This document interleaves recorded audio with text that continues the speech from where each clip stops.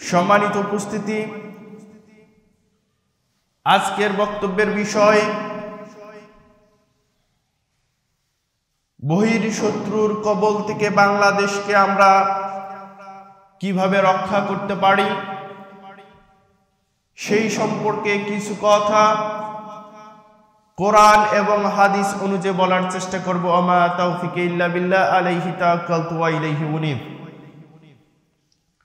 সম্প্রীতি, সৌহার্দ্য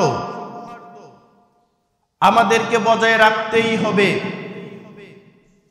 তা না হলে আকাশে যে অমাবস্যার কালো মেঘ জমা হয়েছে, এর কবল থেকে বাংলাদেশের কেউ রেহাই পাবে না। অতএব সকলকেই সজাগ হতে হবে। সম্প্রীতি সৌহার্দ্যপূর্ণ আচরণের মাধ্যমে শুধু মুসলিম নয়, বরঞ্চ যারা অন্য ধর্মাবলম্বী রয়েছে সকলকেই একত্রিত হতে হবে।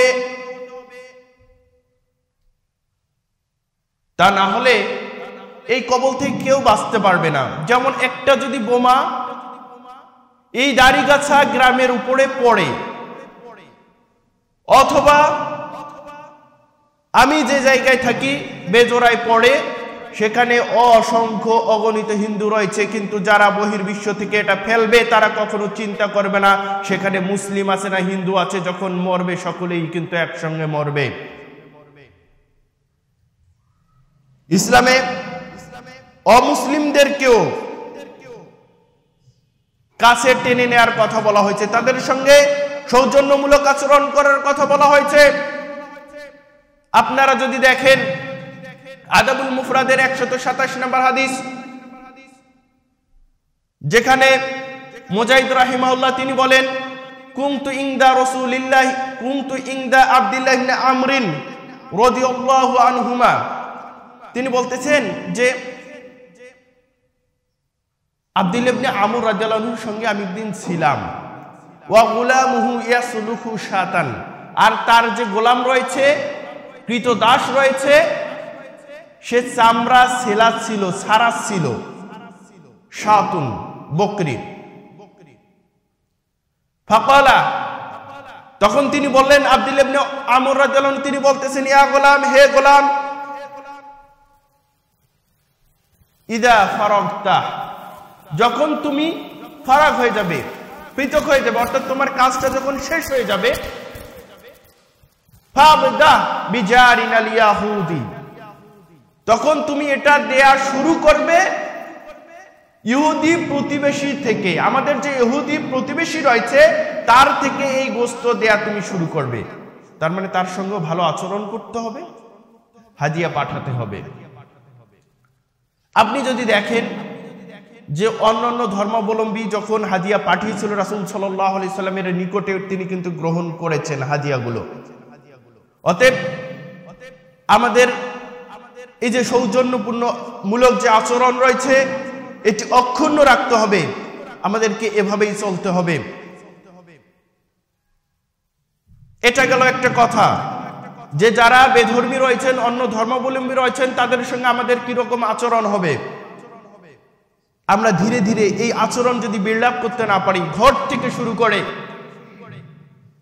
সর্বোচ্চ জায়গা পর্যন্ত, তাহলে আমরা আমাদের এই ভূখণ্ডকে রক্ষা করতে গিয়ে অনেক সময় রেহাই পেতে হবে, কষ্টসাধ্য হয়ে যাবে।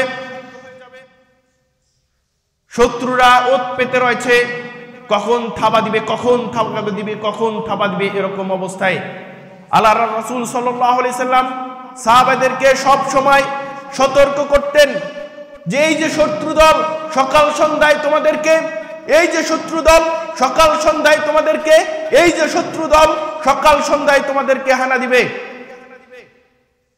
সম্পর্ক যদি নিজের মধ্যে ভালো না থাকে, ভাঙ্গন থাকে, তাহলে কষ্টসাধ্য হবে আমাদের জন্য। এবার আসুন পারিবারিক ক্ষেত্রে আমরা কিভাবে এই সম্পর্কটাকে একটু বাড়িয়ে নিতে পারি। আমি 3টা হাদিস বলবো এক্ষেত্রে। আবু হুরায়রা রাদিয়াল্লাহু আনহু থেকে বর্ণিত 1892 নম্বর হাদিস, মিশকাতের তিনি বলেন, আল্লাহ রাসূল সাল্লাল্লাহু আলাইহি ওয়াসাল্লাম বলেছেন, ইয়া নিসাআল মুসলিমাতি লা তাহকিরান্না জারাতু লিজারাতিহা ওয়ালাউ ফি সিনাশাতিন। হে মুসলিম নারীগণ, হে মুসলিম মহিলাগণ, হে মুসলিম রমণীগণ, তোমরা কোনো প্রতিবেশীকে তুচ্ছ তাচ্ছিল্য না করে যদি ছাগলের খুর হয় তাও উপঢৌকন হিসেবে তোমাদের প্রতিবেশীদেরকে পাঠিয়ে দাও। সম্পর্কটা এখান থেকেই অটুট করতে হবে, বন্ধনটাকে মজবুত করতে হবে। আম্মা জান আয়েশা রাদিয়াল্লাহু আনহা তিনি বললেন, 1936 নম্বর মিশকাতের হাদিস, আল্লাহ রাসূল সাল্লাল্লাহু আলাইহি সাল্লামকে বললেন, ইয়া রাসূলুল্লাহ ইন্না লি জারাইনি ফাইলা আইয়িহিমা উহদি। আমার তো দুজন প্রতিবেশী রয়েছে, কিন্তু আমি একজনকে উপঢৌকন দিতে পারবো, আমি কার কাছে উপঢৌকন পাঠাবো এ বিষয়ে জিজ্ঞাসা করলেন আল্লাহ রাসূল সাল্লাল্লাহু আলাইহি সাল্লামকে। আপনারা মনে করতেছেন যে আম্মা জান আয়েশা রাদিয়াল্লাহু আনহা তিনি বলতেছেন যে একজনকে উপঢৌকন দিতে পারবেন। এমন অনেক দিন কেটেছে আল্লাহ রাসূল সাল্লাল্লাহু আলাইহি সাল্লামের কোনো পরিবারের মধ্যেই কোনো খাবার ছিল না। একটা ঘটনা বলি, হাদিসটা মনে পড়ে গেল। 4949 নম্বর হাদিস মিশকাতের, বুখারীর 5995 নম্বর হাদিস। আম্মা জান আয়েশা রাদিয়াল্লাহু আনহা তিনি বলতেছেন যে জাআতনি ইমরাআতুন মা'আহা ইবনাতানি তাসআলুনি ফালাম তাজিদনি গায়রা তামরাতিন ওয়াহিদা। আমার নিকটে একজন রমণী আসলেন, নারী আসলেন, তার সঙ্গে দুজন কন্যা ছিল। তাসআলুনি আমার কাছে কিছু চাইলেন, খাবার চাইলেন। ফালাম তাজিদনি গায়রা তামরাতিন ওয়াহিদা, আমি ঘরের এখানে সেখানে তল্লাশি করলাম, কিন্তু আমি একটি খেজুর ছাড়া আর কিছুই পেলাম না। ফাআতাইতুহা, আমি তাই তাকে দিয়ে দিলাম। ফাকাসামাতহা বাইনা ইবনাতাইহা, তার যে দুজন কন্যা ছিল সেই দুই কন্যার মধ্যে তা ভাগ করে দিলেন একটা খেজুর। সুম্মা কামাত ফাখারাজাত ফাদাখালা নবী সাল্লাল্লাহু আলাইহি ওয়াসাল্লাম ফাহাদাসতুহু ফাকালা নবী সাল্লাল্লাহু আলাইহি ওয়াসাল্লাম মান ইয়ালি মিন হাযিল বানাতি শাইয়ান ফাহসানা ইলাইহিন্না কুননা লাহু সাতরান মিনান নার।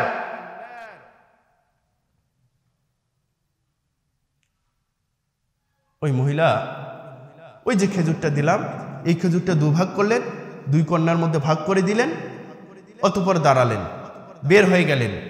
আল্লাহ রাসূল সাল্লাল্লাহু আলাইহি সাল্লাম যখন বাড়িতে আসলেন, আমি তার কাছে ঘটনাটা বর্ণনা করলাম। আল্লাহ রাসূল সাল্লাল্লাহু আলাইহি সাল্লাম বললেন যে এরকম দুই কন্যাকে মানুষ করতে গিয়ে, লালন পালন করতে গিয়ে, প্রতিপালন করতে গিয়ে সমস্যার সম্মুখীন হয়, এরপরেও তাদের সাথে সৌজন্যমূলক আচরণ করে, ভালো আচরণ করে, ইহসান করে, কিয়ামতের মাঠে ওই কন্যাদ্বয় তার জন্য জাহান্নামের অন্তরায় হবে। সুবহানাল্লাহ।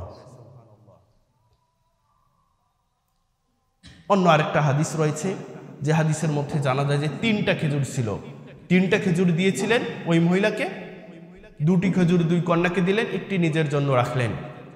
দুই কন্যা খেয়ে ফেললেন, ওই মহিলা তখন নিজের খেজুরটা খাবেন, এমত অবস্থায় কন্যাদ্বয় তার দিকে তাকিয়ে আছে, চাচ্ছে। তখন খেজুরটি না খেয়ে ওই 3 নম্বর যে খেজুরটি নিজের জন্য রেখেছিলেন ভাগ করে দুই কন্যাকে দিয়ে দিলেন।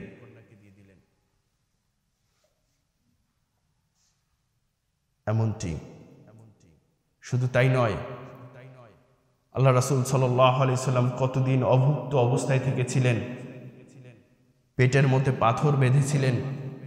আপনারা একটা ঘটনা অনেকেই জানেন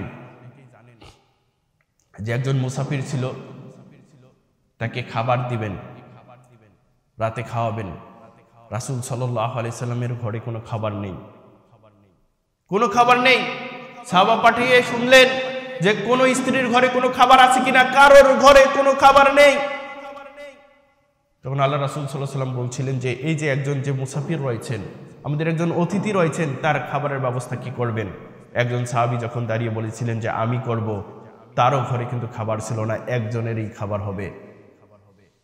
তাকে খাবার দিয়ে বাতিটা নিভিয়ে দিয়েছিল, খাবার ভান করেছিল। এই ঘটনাটি দেখে আরশের উপরে যিনি রয়েছেন মহান রব, তিনি হেসে দিয়েছিলেন। অসংখ্য অগণিত ঘটনা রয়েছে। এই যে আমরা এই আচরণগুলো যদি করতে পারি প্রতিবেশীর সঙ্গে, আমি যে কথা বলতেছিলাম যে আম্মাজান আয়েশা রাদিয়াল্লাহু আনহা কি বললেন যে আমার দুজন প্রতিবেশী রয়েছে, দুজনকে আমি খাবার দিতে পারবো না, উপঢৌকন দিতে পারবো না, হাদিয়া দিতে পারবো না, তাহলে আমি কি করব? তখন আল্লাহ রাসূল সাল্লাল্লাহু আলাইহি সাল্লাম বললেন, ফাইলা আইয়িহিমা আহদি, যে তোমার নিকটবর্তী রয়েছে তাকে তুমি উপঢৌকন পাঠিয়ে দাও। মানে তোমার দরজা থেকে যার দরজা কাছাকাছি তাকে তুমি উপঢৌকন পাঠিয়ে দাও। আরেকটি হাদিস বলবো, মিশকাতের পরের হাদিস 1937 নম্বর হাদিস, আবু জার রাদিয়াল্লাহু আনহু থেকে বর্ণিত, তিনি বলেন আল্লাহ রাসূল সাল্লাল্লাহু আলাইহি সাল্লাম বললেন, ইয়া আবা যাররিন ইযা তাবাখতা মারাকাতান ফাআকসির মাআহা ওয়া তাহাদ জিরানাক, হে আবু জার, তুমি যখন তরকারি রান্না করো তখন তাতে পানি বেশি দাও, ঝোল বেশি করে করো, যাতে তুমি তোমার প্রতিবেশীকে উপঢৌকন পাঠাতে পারো। আপনি যদি ঝোল কম করে দেন হয়তো আপনার হবে না, আপনার পরিবারের জন্য হবে না। একটু যদি পানি বেশি করে দেন ঝোল বেশি হবে, ঝোল দিয়ে আপনি খেতে পারবেন, দুই একটা টুকরা আপনি আপনার প্রতিবেশীকেও পাঠাতে পারবেন। শিক্ষা কি পেলাম? আপনার কাছে আছে, আপনি প্রতিবেশীকে পাঠিয়ে দিবেন। প্রতিবেশী আপনার ভাই হতে পারে, যে কেউ হতে পারে কাছাকাছি, এই সম্পর্কগুলো ভালো থাকবে।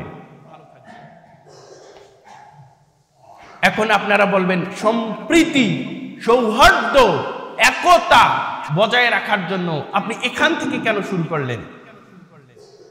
শুরু করলাম, আপনি যদি প্রতিবেশীর সঙ্গে এই যে 3টা হাদিস বললাম, আর অনেক হাদিস রয়েছে, এরকম আচরণ করতে পারেন। আপনার ঘরে আগুন লেগেছে, আপনার পুকুরের মাছ অন্যজন চুরি করে, আপনার জমির পানি কেউ আল কেটে তার জমিতে নিয়ে যায়, এরকম যদি হয় আর আপনার প্রতিবেশীর সঙ্গে যদি আপনার এরকম আচরণ থাকে, সে নিজের মনে করে এগুলো রক্ষা করবে কিনা বলেন? তার মানে আচরণ যত ভালো হবে তত সে নিজের মনে করে যে প্রতিবেশীর জিনিস হলেও নিজের মনে করে সেগুলোকে রক্ষা করার চেষ্টা করবে, অনুতপ্ত হবে, সে ব্যথা পাবে, সে কষ্ট পাবে। সম্মানিত উপস্থিতি, আমরা মহান রব, তার মানে আমাদের হিন্দুদের সঙ্গে, বৌদ্ধদের সঙ্গে, খ্রিস্টানদের সঙ্গে, শিখদের সঙ্গে অন্য ধর্মাবলম্বী সকলের সঙ্গে ভালো আচরণ করতে হবে, সৌহার্দ্যপূর্ণ আচরণ করতে হবে, সঙ্গে সঙ্গে প্রতিবেশীর সঙ্গে করতে হবে। আমরা যে মুমিন রয়েছি, মুমিন যারা মুসলিম নিজেদেরকে দাবি করি, তাদের সঙ্গে আমাদের আচরণটা কেমন হবে? 6011 নম্বর হাদিস, মিশকাতের যে হাদিসটি 4953 নম্বরে রয়েছে, মিশকাতে নোমান বিন বাশির রাদিয়াল্লাহু আনহু থেকে বর্ণিত, তিনি বলেন আল্লাহ রাসূল সাল্লাল্লাহু আলাইহি সাল্লাম বলেছেন, তারাল মুমিনিনা ফি তারাহুমিহিম ওয়া তাআদ্দিহিম ওয়া তাআতুফিহিম কামাসালিল জাসাদি ইযা ইসতাকা উদআন তাদাইলাহু সাইরুল জাসাদি বিসসাহারি ওয়াল হুম্মা, যে তুমি মুমিনদেরকে তাদের পারস্পরিক সহানুভূতি, বন্ধুত্ব ও দয়া অনুগ্রহের ক্ষেত্রে একটি দেহের মতো দেখবে। কয়টা দেহ? একটা দেহের মতো দেখবে। যখন পৃথিবীর কোন প্রান্তের মুসলিম ব্যথিত হয়, ব্যথা পায়, কষ্ট পায়, তখন যেন সমস্ত মুসলিম, সকল মুমিন ব্যথা পায়, ব্যথিত হয়। মিশকাতের পরের হাদিস, মুসলিমের 2596 নম্বর হাদিস, 4954 নম্বর মিশকাতের হাদিস, এবং বর্ণনাকারী একই নোমান বিন বাশির রাদিয়াল্লাহু আনহু। তিনি বলতেছেন যে আল্লাহ রাসূল সাল্লাল্লাহু আলাইহি সাল্লাম বলেছেন, আল মুমিনুনা কারাজুলিন ওয়াহিদিন ইন ইসতাকা আইনুহু ইসতাকা কুল্লুহু ওয়া ইন ইসতাকা রাসুহু ইসতাকা কুল্লুহু। সকল মুমিন, বিশ্বের যে কোনো প্রান্তের সকল মুমিন হচ্ছে একটা দেহের মতো। যেমনই ভাবে কারোর চোখ অসুস্থ হলে সমস্ত শরীর অসুস্থ হয়ে যায়, মাথা ব্যথা হলে সমস্ত শরীর ব্যথিত হয়, তেমনি ভাবে সারা বিশ্বের সকল মুমিন সকল মুসলিম হচ্ছে এক পতাকাবাহী দেহের মতো।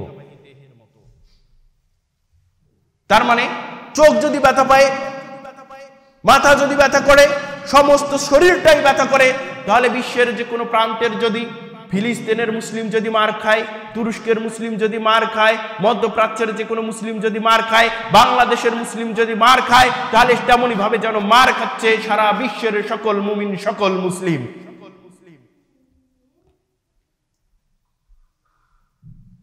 আবু মুসা রাদিয়াল্লাহু আনহু থেকে বর্ণিত, মিশকাতের পরে হাদিস 4955 নম্বর হাদিস, যে হাদিসটি বুখারীতে রয়েছে 481 নম্বরে, 2446 নম্বরে, 6026 নম্বরে, মুসলিমে রয়েছে 2585 নম্বরে, নাসাইতে রয়েছে 2560 নম্বরে, তিরমিজিতে রয়েছে 1928 নম্বরে।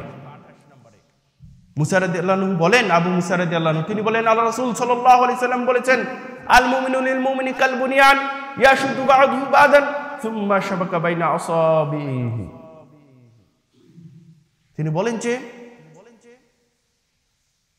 এক মুমিন হচ্ছে অপর মুমিনের সাথে হচ্ছে একটা গৃহের মতো। কিসের মতো? একটা গৃহের মতো। মুমিনরা হচ্ছে আল মুমিনু লিল মুমিনি কাল বুনিয়ান, এক মুমিন হচ্ছে অপর মুমিনের জন্য গৃহের মতো। গৃহের এক অংশ অপর অংশকে সুদৃঢ় রাখে। বাংলাদেশের মুমিন যদি, মুসলিম যদি পাশের হিন্দুস্তানে যে সংখ্যালঘু নির্যাতন হচ্ছে, নির্যাতিত হচ্ছে, নিপীড়িত হচ্ছে, অত্যাচারিত হচ্ছে, মুসলমানদেরকে যেভাবে অত্যাচার করা হচ্ছে, সেখান থেকে যদি নিজেদেরকে ফিরিয়ে নেয়, এরা যদি নিজের ব্যথা অনুভব না করে, তাহলে তারা মার খাবে খাবে, সঙ্গে বাংলাদেশও মার খাওয়ার জন্য অপেক্ষা করতে হবে। আর যদি সবাই নিজেদেরকে পতাকাবাহী দেহের মতো মনে করে, একটা গৃহের মতো মনে করে, এক অংশ অপর অংশকে সুদৃঢ় রাখে এরকম ভাবে, তাহলে তারা মজবুত থাকতে পারবে। Unity is strength means that people work as a team. They are stronger and more potent than when they work alone. যখন একাকী কেউ কাজ করে, এই একাকী কাজ করার চেয়ে টিম ওয়ার্কটা, একত্রিত কাজ করা, এটা অনেক বেশি শক্তিশালী। ইউনিটি ইজ এ স্ট্রেংথ, এটাকে বোঝানোর জন্য এক বাবা তার সন্তানদেরকে ডেকেছিল, ডেকে বলেছিল যে, সন্তানরা, আমার প্রিয় বৎস, তোমরা এই স্টিক নাও তো একটা, ভেঙে ফেলো। তারা একটা স্টিক ভাঙতে পারছে, অনেকগুলো স্টিক যখন দিয়েছে তখন ভাঙতে পারেনি। তখন বলেছে যে ইউনিটি ইজ স্ট্রেংথ, তোমরা যদি এভাবে একত্রিত থাকো তাহলে তোমাদের কেউ ভাঙতে পারবে না। আর বাঁচার জন্য যদি প্রত্যেকেই পৃথক হয়ে যাও তাহলে কেউ বাঁচতে পারবে না। এভাবে দুমড়ে মুচড়ে ভেঙে দিতে পারবে। তার মানে বাঁচার জন্য পৃথক হওয়া যাবে না, সকলে একসঙ্গে থাকতে হবে। সম্মানিত উপস্থিতি, আমাদের এই সম্প্রীতি সৌহার্দ্যগুলো বজায় রাখতে হবে মুমিনের মধ্যে, মুসলিমের মধ্যে অন্তত পক্ষে। আর সব থেকে বেশি যেটা আমাদেরকে কাজে লাগাতে হবে, মিডিয়াকে কাজে লাগাতে হবে। বর্তমান যুগে মিডিয়া এত বেশি তৎপর। আপনাকে কি করা হতো কিছুদিন আগেই, আপনারা জানেন যে একজন মানুষ যদি, একটা ছেলে বিশ্ববিদ্যালয়ে পড়ে, তার মাথায় যদি টুপি থাকে, টাকনুর উপরে যদি কাপড় পরে, একটু দাড়ি যদি আছে, তাহলে ওকে ধরা হয়, পেটানো হয়। তার মানে নামাজ পড়া কি কপালে দাগ আছে নামাজের? এটা কি খারাপ জিনিস নাকি? তারা এটা বুঝিয়েছিল, দাড়ি টুপি আছে যে সে হচ্ছে জঙ্গি, এটা বুঝিয়েছিল মিডিয়া। অথচ এই মানুষগুলোর থেকে ভালো মানুষ আর নেই, এটা আমরা দেখতে পেয়েছি। সম্প্রীতির যদি বাংলাদেশ কেউ চায়, তারা হচ্ছে এই দাড়ি টুপিওয়ালারাই। সম্মানিত উপস্থিতি, তার মানে মুমিনরা যেহেতু গৃহের মতো, এই যে আমরা বিল্ডিংটা স্থাপন করেছি, এখানে পিলার রয়েছে কয়টা? 5টা পিলার রয়েছে। যদি আমরা 3টা পিলারকে বাদ দেই, একটা পিলারে এটা কখনোই সম্ভব নয়, দাঁড় হয়ে থাকবে। যদি দেখা যায় যে 2টা না থেকে 2টা থাকে, তাহলে কিছু অংশ মজবুত থাকবে আর কিছু অংশ ভেঙে পড়ে যাবে। আর যদি 3টা থাকে তাহলে দেখা যাবে অনেকটাই থাকবে। যত বেশি সম্প্রীতি সৌহার্দ্য, যত বেশি একত্রিত হতে পারবো তত বেশি মজবুত হবে আমাদের বন্ধনগুলো, যেমনই ভাবে একটি বিল্ডিং মজবুত হয়। সম্মানিত উপস্থিতি,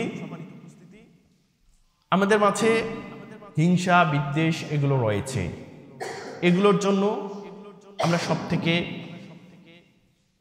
পিছিয়ে গেছি এবং এগুলো নিয়ে আমরা পড়ে থাকি।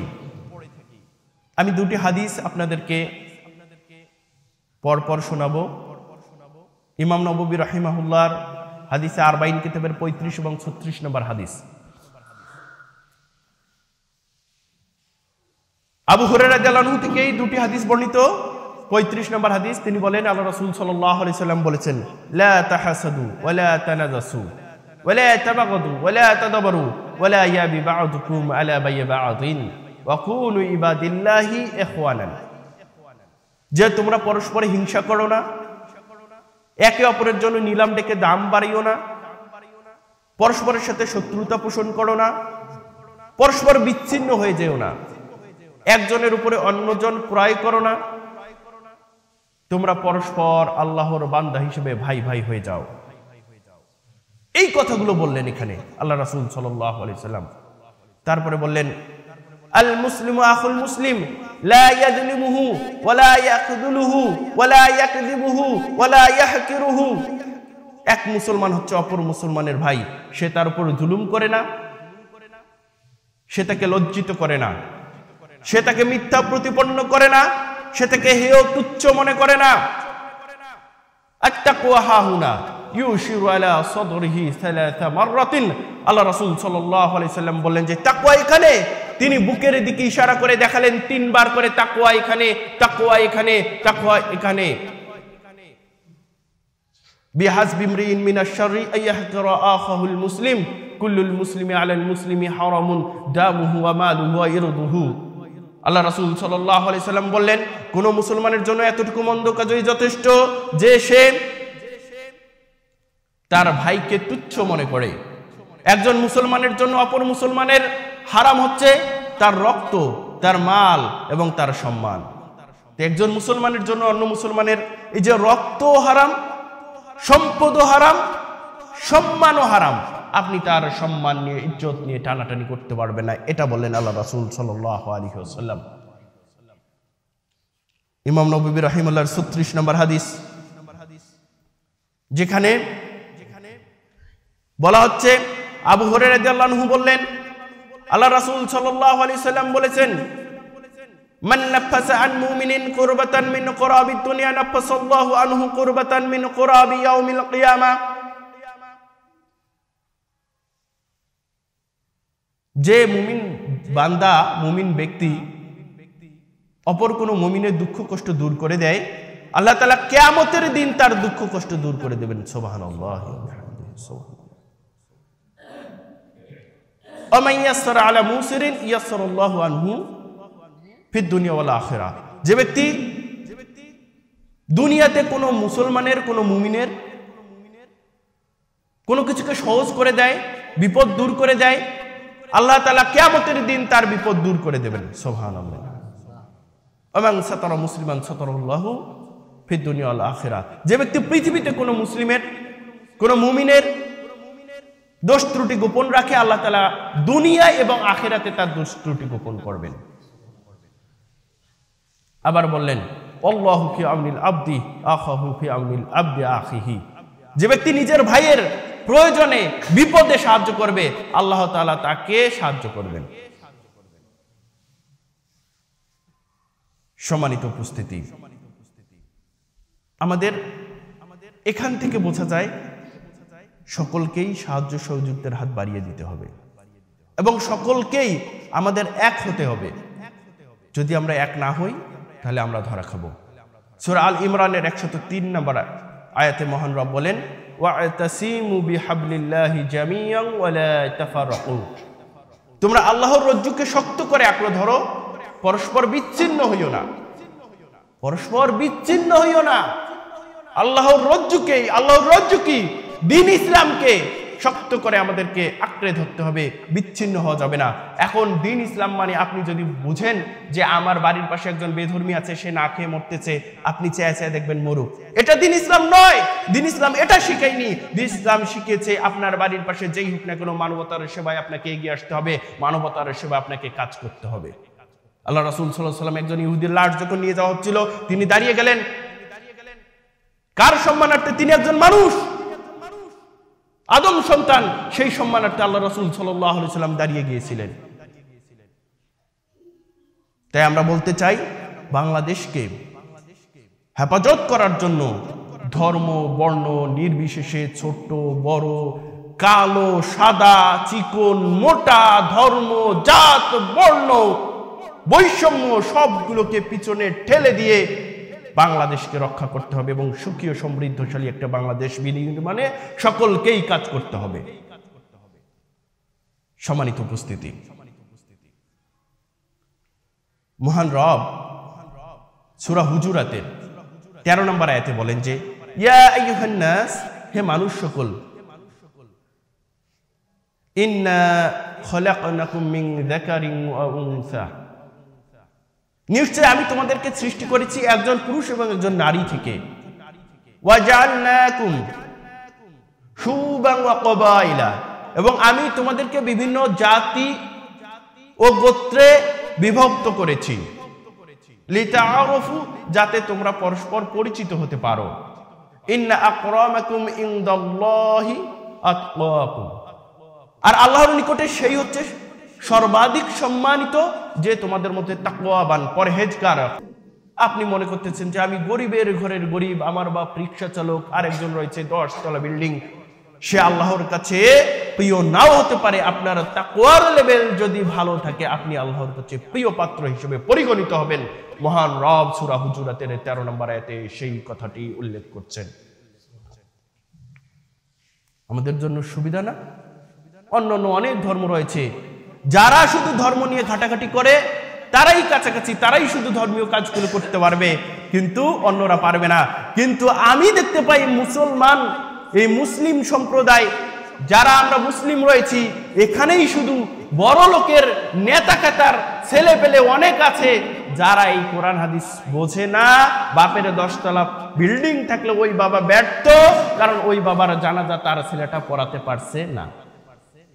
দেখেন না, তাতে কি ক্ষতি আছে নাকি?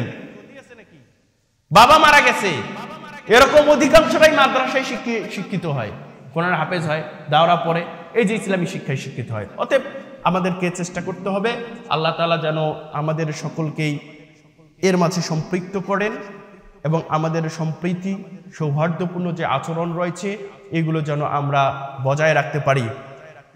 আমি আপনাদেরকে একটা বিষয় শুধু স্মরণ করে দিতে চাই। আমাদের অনেক কিছু মাসালাগত মাসলাইক বিষয়, আমরা একই গ্রামে আছি না, এখানে হানাফি রয়েছে, আহলুল হাদিস রয়েছে, এখানে শাফি থাকতে পারে, মালিকি থাকতে পারে, হাম্বলি থাকতে পারে, এক একজন এক এক মতাদর্শের থাকতে পারে। কয়েকটা কথা আমি এখানে বলি, শুধু এগুলো নিয়ে ভেদাভেদ করা যায় না, যাবে না।